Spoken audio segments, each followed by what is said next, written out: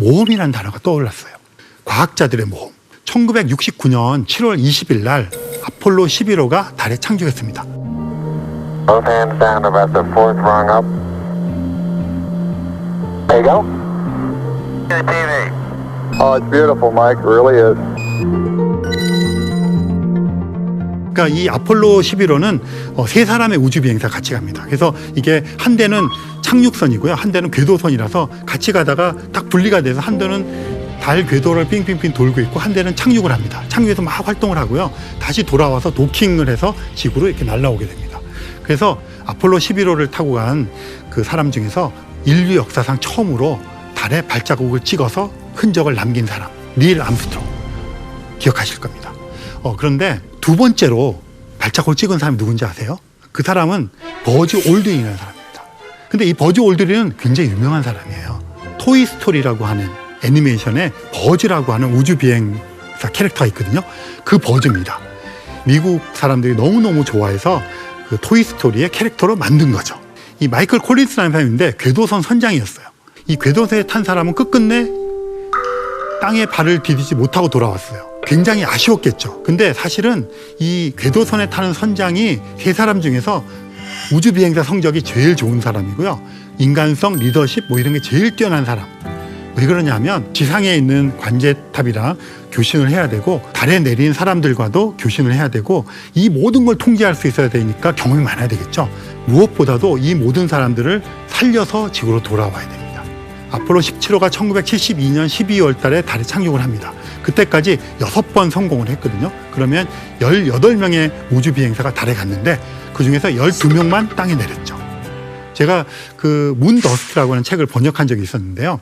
그 책이 땅에 발을 자국을 찍었던 그 우주 비행사들 인터뷰한 거였어요.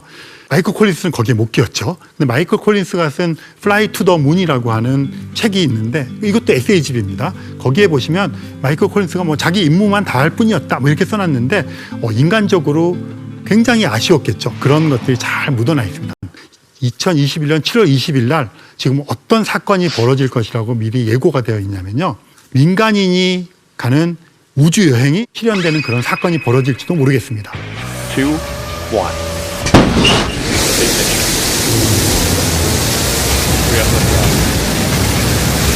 And New Shepard has cleared the tower on our way to space with our first human crew. And touchdown. 아마존 아시죠? 아마존을 만든 베이조스 회장이 가지고 있는 블루 오리진이라고 회사인데요. 4사람이 타고 갑니다. 베이조스 자신, 그 다음에 자기 동생, 그 다음에는 여성 우주 비행사인데요. 뽑혔는데 우주로 못 나갔던 여성 우주 비행사분이 계십니다. 지금 80이 넘으셨어요. 그분. 그 다음에는 경매를 했어요. 300억 원이 넘는 돈을 내서 경매를 해서 뽑힌 분. 이렇게 4사람. 이게 처음으로 이 돈을 내고 가는 사람의 기록을 세울 거고, 우주 비행사 분이 갔다 오면 최고령 우주 비행 기록을 세우게 됩니다. 달까지 가는 건 아니고요, 100km, 지구 표면에서 100km를 올라갔다 내려오는 겁니다. 왜 100km일까? 이 카르만 라인이라고 그랬어요. 그쯤 가면 이제 성층권 이쯤이 되어서 공기가 굉장히 희박하거든요. 가만히 생각해 보시면 우주에 갔다 왔다, 우주인이다, 이런 이야기를 할 때 기준이 있을 거 아니에요? 달까지 갔다 오는 건 아마 우주에 갔다 왔다고 생각할 것 같은데, 그러면 어디까지를 가는 게 우주인일까 해서 합의를 했습니다. 이 100km 상공을 카르만 라인이라고 그러는데 거기를 갔다가 오면 우주인으로 쳐주자, 이렇게 이제 합의가 되어 있거든요. 지금 전 세계 인구가 뭐 77억 이렇게 얘기하나요? 550명밖에 없습니다. 100km 갔다 온 사람이.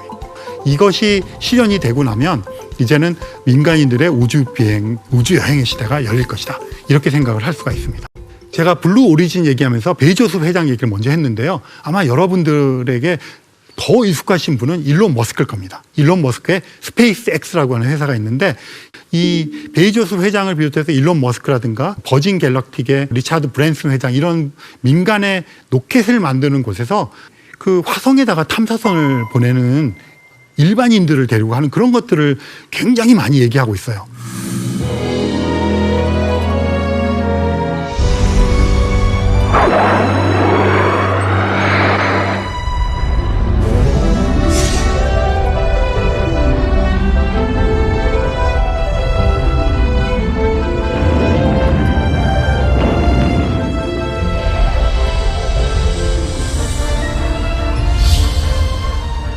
이 화성은 지구로부터 이제 가까운 행성 중에 하나입니다.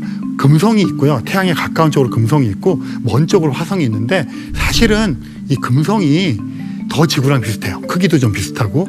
그런데 금성은 표면이 무려 450도입니다. 450도. 그러니까 뭐 쇳덩어리 다 녹아버리겠죠. 그래서 사람이 가서 살기가 되게 힘든데 이 화성은 조금 춥긴 하지만 지구보다 한 반 정도 되고요. 그 자전축이 지구랑 비슷해서 계절도 있고 그래서 어느 지역에 따라서는 뭐 영하 70도 이렇게 내려가지만 영상 뭐 10도, 15도까지 올라가는 지역도 있고요. 그래서 화성에는 대기도 있고 물이 흘렀던 흔적도 있고요.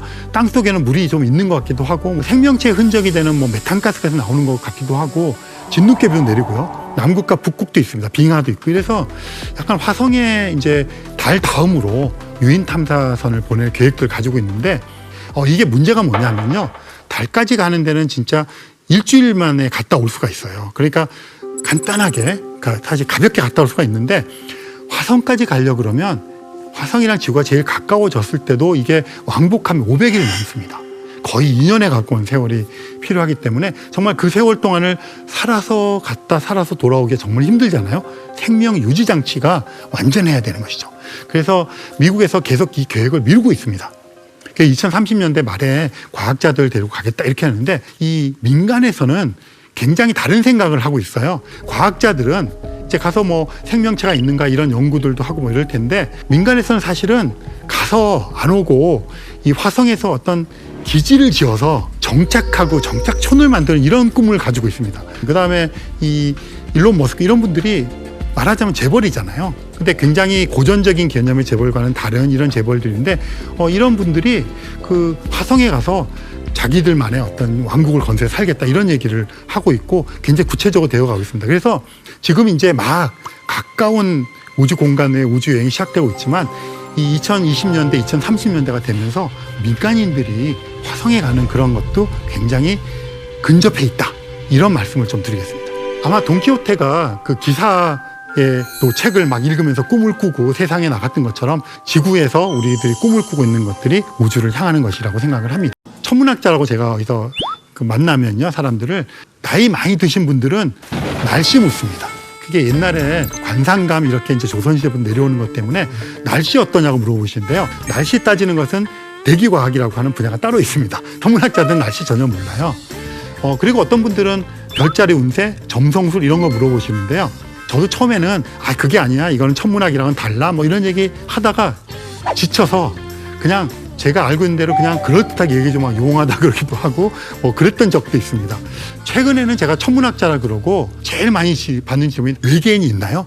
그 말씀은 제가 좋습니다. 굉장히 즐겁게 이렇게 답을 하고 있습니다. 외계인이 있습니까? 물어보면 저는 있을 거예요. 이렇게 답을 할 거예요. 그런데 이렇게 말을 좀 돌려서 얘기를 하겠습니다.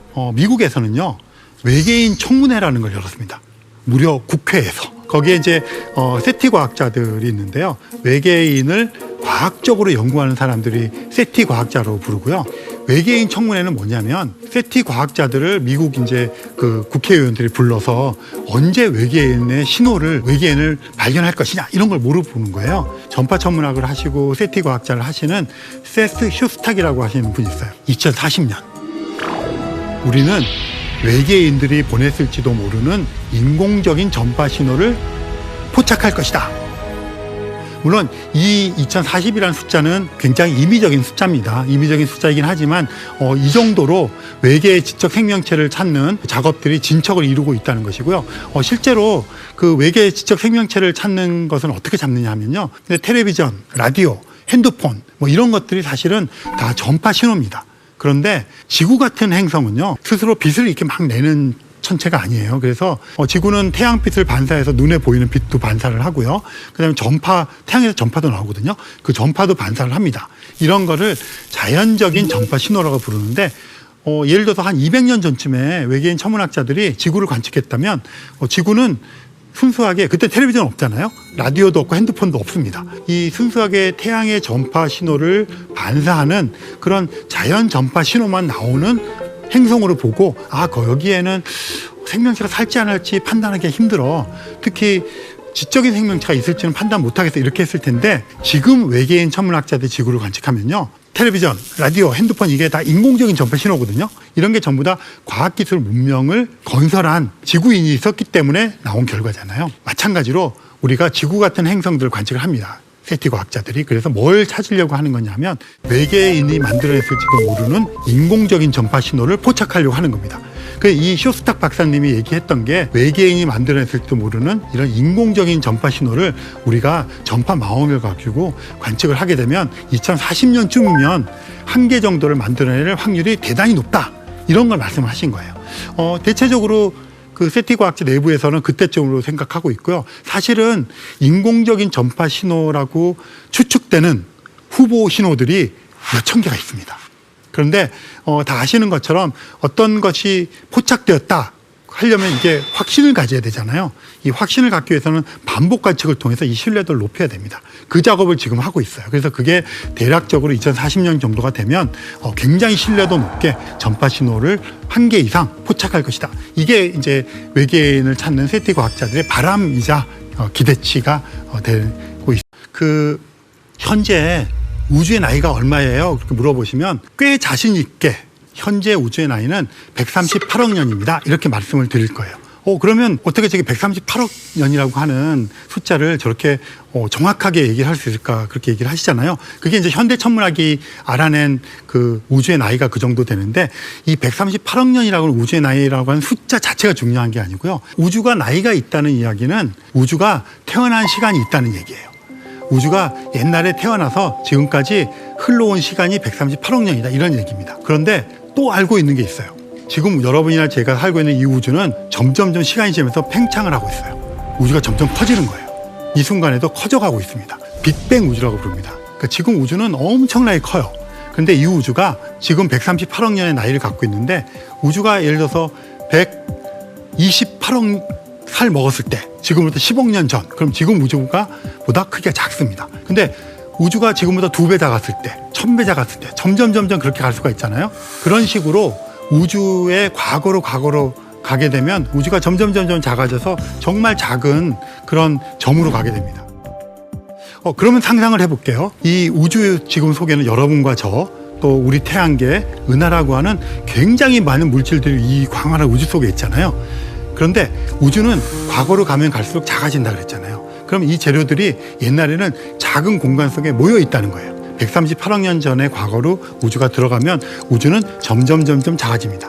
이 말은 뭐냐면 우주는 처음 태어났을 때 굉장히 작은 점으로 태어났고 그 속에는 지금 이 온 우주에 있는 물질들이 전부 다 에너지 상태에 녹아서 있기 때문에 굉장히 뜨겁고 굉장히 밀도가 높은 상태였다. 그 다음부터 우주가 태어나자마자 시간이 흐르면서 우주가 점점 커지는 겁니다. 우주가 커지면서 우주 속에서는 물질들이 생기기 시작합니다. 그런데 가만히 생각해 보시면 지금 이 모든 것들이 한 점으로 모여 있다 그랬잖아요. 그 말은 출발하게 된 모든 물질들의 근원은 다 똑같다는 거예요. 그래서 얘네들이 점점 커가면서 우리가 알고 있는 물질의 재료가 되는 것들, 그런 것들이 생겨나기 시작합니다. 여기서 중요한 것이 이때 생겼던 물질의 재료가 되는 것 있잖아요. 양성자, 전자 이런 것들은 그때 생긴 이후로 한 번도 자연 상태에서 특히 양성자는 없어진 적이 없습니다. 그 말은 뭐냐면 물이 H2O잖아요. 거기서 얘기하는 이 H, 이게 수소인데 이 수소의 원자 핵을 차지하고 있는 양성자, 이 양성자는 138억 년 전에 우주 공간 속에서 생겨난 그 양성자가 계속 재활용되면서 쓰였다는 거예요. 이걸 조금 과장해서 말하면 제가 이렇게 막 내뱉잖아요. 공기 속에는 예전에 여러분들이 상상하거나 여러분들이 생각하는 어떤 사람을 떠올리면 저는 과학자니까 스티븐 호킹 박사님, 아인슈타인 이런 분들 떠올리거나 역사 속의 인물 세종대왕 이런 분들 떠올리면 그분들이 호흡했을 때 튀어나왔던 양성자 알갱이가 마구 떠돌다가 여러분들의 입으로 들어가서 그 코로 들어가서 다시 이게 순환이 되거든요. 이 우주가 138억 년 동안 팽창해 왔다 하는 이야기들은 따지고 보면 우주가 처음 시작됐을 때 만들어졌던 그런 원소들 이런 것들이 계속 순환을 하면서 이게 물질이 되었다가 사람이 되었다가 이렇게 순환하는 그런 것들로 이루어져 있다.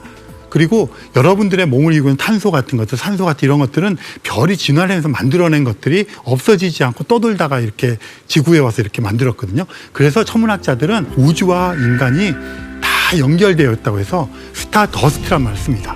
우리는 별로부터 온 먼지다. 모든 것들이 연결되어 있다. 여러분이나 저는 지금 이런 의식을 갖고 살아가는 존재지만 이런 138억 년의 우주의 역사를 머금고 있는 굉장히 고귀한 별먼지로서, 그러니까 사실 이 시점에서 여러분과 제가 같이 살아가고 있고 이런 방송을 통해서 만날 수 있다는 게 기적 같은 일이기도 하고 정말 흥분되는 일이기도 하죠.